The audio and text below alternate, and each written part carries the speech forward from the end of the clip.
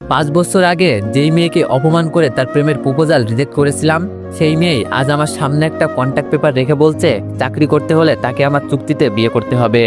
মেয়েটার কথা শুনে আমি নিরুপায় হয়ে দাঁড়িয়ে আছি। চাকরির সন্ধানে এক অফিসে জবের ইন্টারভিউ দিতে এসেছি, কিন্তু ইন্টারভিউ দিতে এসে 5 বছর আগে সেই মেয়েটার সাথে আবারও দেখা হয়ে যাবে তা কোনোদিনও কল্পনা করিনি। তার উপর আবার মেয়েটা আমাকে বলছে চাকরি করতে হলে কন্ট্যাক্ট পেপারে সাইন করে তাকে চুক্তিতে বিয়ে করতে হবে। মেয়েটার কথা শুনে সারা শরীর নাড়া দিয়ে উঠেছে আমার। চোখ বড় বড় করে মেয়েটার দিকে হাবলার মতন তাকিয়ে আছি, মুখ দিয়ে কোনো কথা বেরোচ্ছে না। ওপর পাশ থেকে মেয়েটা আমাকে হাবলার মতো তার দিকে তাকিয়ে থাকতে দেখে বলল, এভাবে তাকিয়ে আছিস কেন? অবাক হয়েছিস মনে হয় আমাকে এখানে দেখতে পেয়ে? অবশ্য অবাক হওয়ারই কথা, কারণ গত 5 বছর আগে আমি কি ছিলাম আর এখন কি হয়েছি সেটা দেখে অবাক না হয়ে তো আর কোনো উপায় নেই। তবে যাই হোক, তুই কি আমাকে চিনতে পেরেছিস মিস্টার আকাশ মাহমুদ? আমি কিন্তু সেই তনু, যাকে তুই গত 5 বছর আগে অপমান করে তার প্রেমের প্রপোজাল রিজেক্ট করেছিলি। মনে পড়ে কিনা দেখ তো আমার কথা। আমি বললাম জি মনে আছে। তনু বলল মনে থাকলে তো ভালোই। জানিস, বহুদিন ধরে প্রত্যাশা করে বসে আছি তোর সাথে আমার কবে দেখা হবে, আর আমি তোর উপরে প্রতিশোধ নিব 17 সালের এপ্রিল মাসের 7 তারিখের করা অপমানের। আমি সেই দিনের কথা আজও ভুলিনি। ডায়েরিতে ডেটটা একদম টুকে রেখেছিলাম ভালোভাবে, আর সেই দিনটা এসেছে। অবশ্য আমি ভেবেছিলাম তোর সাথে পরবর্তীতে আমার দেখা হলেও তোকে অপমান করা সেভাবে সুযোগ পাবো না, কিন্তু আজ দেখছি তুই পুরো ভিখারির ন্যায় আমার সামনে এসে চাকরির জন্য হাজির হয়েছিস। মিস্টার আকাশ মাহমুদ, দেখলি তো সময়ের পরিবর্তন। গত 5 বছর আগে আমার কিছুই ছিল না। বিজনেসের সমস্ত টাকা মার খাওয়ার ফলে বাবা স্ট্রোক করে মারা গিয়েছিলেন। তখন আমার আর আমার পরিবারের মাথার উপরে কোনো ছাদ ছিল না। বাবার বিজনেসের এতটাই লোকসান হয়েছিল যে বাবার সমস্ত টাকা ডুবে যাওয়ার পাশাপাশি একগাদা ঋণে ডুবে পড়েছিলাম আমরা, যেই কারণে আমাদের বাড়িটাও সেই সময় আমাদের থেকে কেড়ে নেওয়া হয়েছিল। তখন আমাদের আশ্রয়ের খুব প্রয়োজন ছিল। তার উপরে তোকে আমি বহু আগে থেকেই ভালোবাসতাম। আমার বাবার সাথে তোর বাবার বেশ ভালো একটা সম্পর্ক ছিল, কারণ দুজনে একসাথে বিজনেস করত। কিন্তু আমার বাবা মারা যাওয়ার পর তোরা আমাদের দিকে সাহায্যের হাত তো বাড়াসিনি, তার উপর আমি তোর বুকে মাথা রেখে ঠাই খুঁজার প্রত্যাশা করাই তুই আমাকে একগাদা অপমান করে আমার প্রেমের প্রপোজাল রিজেক্ট করেছিলি। জানিস, আমার ভিতরে সেই দিন এই আগুন জ্বলে উঠেছিল। আমি সেই দিন থেকেই প্রতিজ্ঞা করেছি নিজের বাবার যেটুকু ধন সম্পদ আমার নামে ছিল আমি তার থেকেও দ্বিগুণ টাকা আমার নিজের নামে কামাবো, আর সেই সঙ্গে তোর থেকে অপমানের প্রতিশোধ নিব। এরপর আমরা তোদের সেই শহরটা ছেড়ে অন্য শহরে চলে যাই। অন্য শহরে যাওয়ার পর আমার মায়ের কিছু জমি জমা ছিল, সেই সব মা বিক্রি করে আমায় অল্প সংখ্যক টাকা দেয় ছোটখাটো বিজনেস করার জন্য। মায়ের দেওয়া সেই অল্প সংখ্যক টাকা থেকে আমি নিজের এত বড় একটা অবস্থান তৈরি করেছি। আজ দেখ, আমার সেই দুঃসময় তোর দেখা দিয়েছে, তাই তুই চাকরির জন্য আমার অফিসে ইন্টারভিউ দিতে এসেছিস। শোন, তোর চাকরিটা যদি তুই কনফার্ম করতে চাস তাহলে অবশ্যই তোকে কন্ট্রাক্টে সাইন করতে হবে। আমি বললাম, তনু প্লিজ এমনটা করিও না, আমার চাকরিটা খুব প্রয়োজন। আকাশের কথা শুনে তনু চিৎকার দিয়ে বলে উঠল, থাপড়ে তোর গালের সমস্ত দাঁত ফেলে দিব। তুই আমার নাম ধরে ডাকছিস কোন সাহসে? ম্যাডাম বলে ডাক। আমি বললাম, ম্যাডাম প্লিজ আমায় চাকরিটা দিন, আমার চাকরিটা খুব প্রয়োজন। তনু বলল, হ্যাঁ এবার ঠিক আছে। আর মিস্টার আকাশ, তোকে কি আমি বলেছি যে চাকরিটা দিব না? তোকে তো আমি চাকরি দিতেই চাইছি, কিন্তু তার জন্য তোকে তো সত্য মানতে হবে। তুই আমার কন্ট্রাক্ট পেপারে সাইন করে দে, যেখানে লেখা আছে তুই আমার সাথে 3 বছরের চুক্তিতে বিবাহ বন্ধনে আবদ্ধ হচ্ছিস। চুক্তির 3 বছর আগে তুই এই বিয়ে নিজ থেকে কখনোই ভাঙতে পারবি না, সেই সঙ্গে অফিস থেকেও রিজাইন করে চলে যেতে পারবি না। তবে আমি চাইলে যে কোনো কিছুই করতে পারবো। 3 বছর আগে বিয়ে ভাঙতে পারবো, আমি চাইলে তোকে অফিস থেকেও তাড়িয়ে দিতে পারবো। এক কথায় আগামী 3 বছর আমার যেমন ইচ্ছা হয় তেমনটাই আমি করতে পারবো। তুই আমার এই এগ্রিমেন্টে রাজি হয়ে যা, তাহলে তোর চাকরিটা তুই পেয়ে যাচ্ছিস। আকাশ কি করবে বুঝে উঠতে পারছে না, আবারও হাবলার মতো তনুর দিকে তাকিয়ে আছে। অপরদিকে তনু আকাশে তার দিকে হাবলার মতো তাকিয়ে থাকতে দেখে এবার চরম রেগে যায়, যার ফলে সে রাগান্বিত কণ্ঠে বলে ওঠে, দেখ, তোর সাথে ঘন্টার পর ঘন্টা বকবক করব সেই সময়টা আমার নেই। হয় তুই কন্ট্রাক্ট পেপারে সাইন কর, না হয় শুরুতে অফিসের সকল কর্মচারীদের সামনে আমি তোকে চরম অপমান করব, তারপর সিকিউরিটির মাধ্যমে তোকে ঘাড় ধাক্কা দিয়ে অফিস থেকে বের করে দিব। এবার তুই কোনটা করবি জলদি বল। আকাশ এই অফিসে ইন্টারভিউ দিতে এসে এক ভয়ানক পরিস্থিতিতে আটকে গেছে। এখন সে চাইলেও চাকরিটা বরখাস্ত করতে পারবে না, কারণ তনু সবার সামনে তাকে অপমান করার হুমকি দিয়েছে। অন্যদিকে সে চাকরিটা করলেও তার জন্য বিপদ, কারণ আজ প্রথম দিনেই তনু তার সাথে যেভাবে কথা বলছে এতে করে আকাশ বুঝে গেছে রোজ তাকে তনুর হাতে অপমান আর অপদস্থ হতে হবে।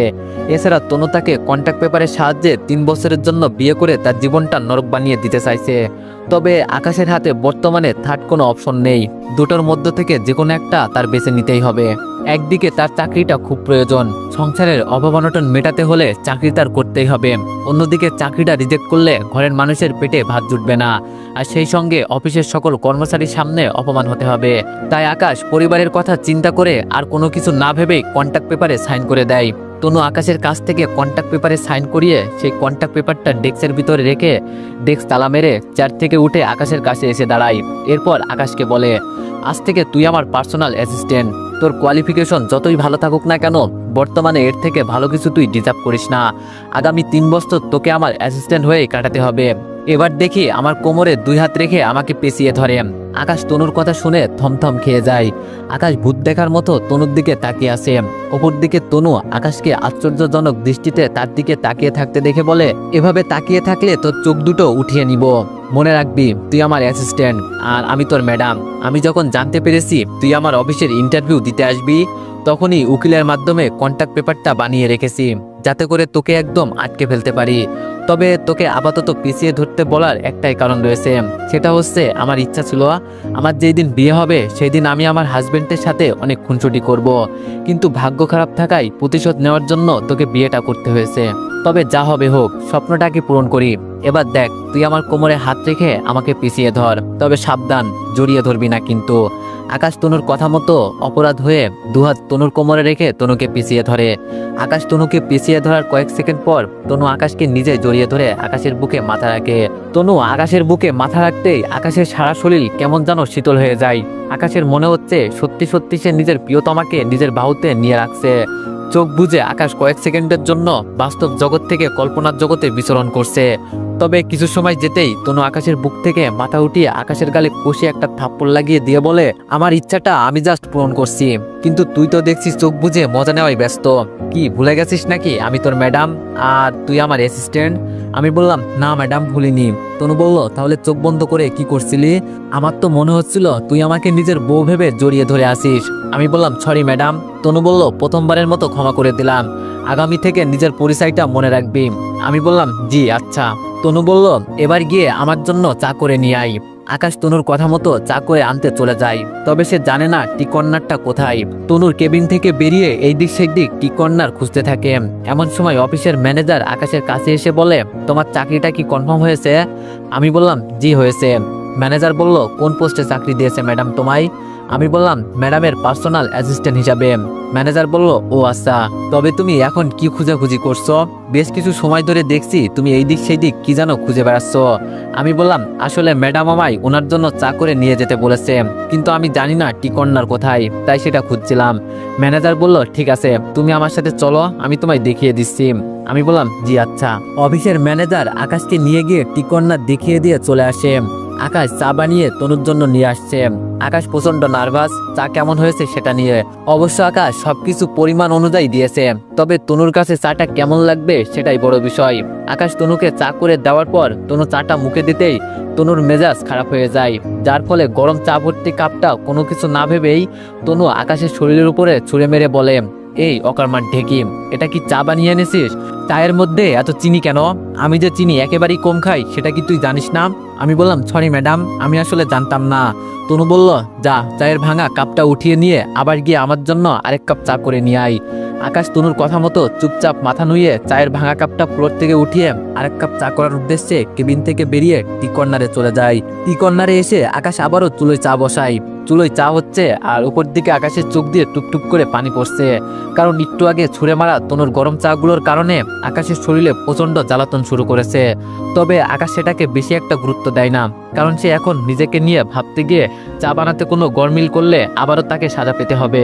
এবার আকাশ তনুর জন্য ঠিকঠাক চা বানিয়ে নিয়ে যায়, যার কারণে তনু আর কোনো রিয়েক্ট করে না।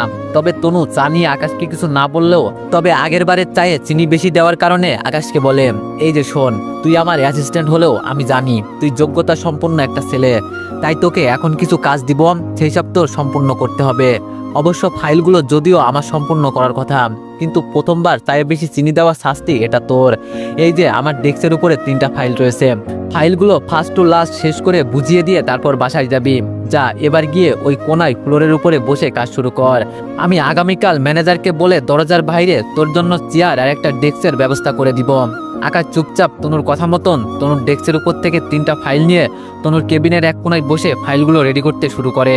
তনু আকাশকে ফ্লোরের উপরে বসে কাজ করতে বলায় আকাশের বেশ অপমান লাগে, কিন্তু আকাশ তনুকে সেটা নিয়ে কিছুই বলে না, কারণ সে পরিস্থিতির শিকার। চাকরিটা তার জন্য খুব জরুরি। পারিবারিক অবস্থা আকাশের একদম ভালো না। সে এখন যদি তনুর কথা না শোনে তাহলে সেটা তার জন্য সম্মানজনক হবে না। তাই সে মুখ বুজে ফ্লোরের উপর বসেই কাজ করতে আরম্ভ করে। কাজ করতে করতে দুপুর 3টা পেরিয়ে গেছে। দুপুর 2টার দিকে অফিসের লাঞ্চ টাইম। অনেকেই অফিসের বাইরের ক্যান্টিনে খেতে গিয়েছে, আবার অনেকেই বাসা থেকে দুপুরে নিয়ে আসা খাবারগুলো অফিসেই বসে খেয়ে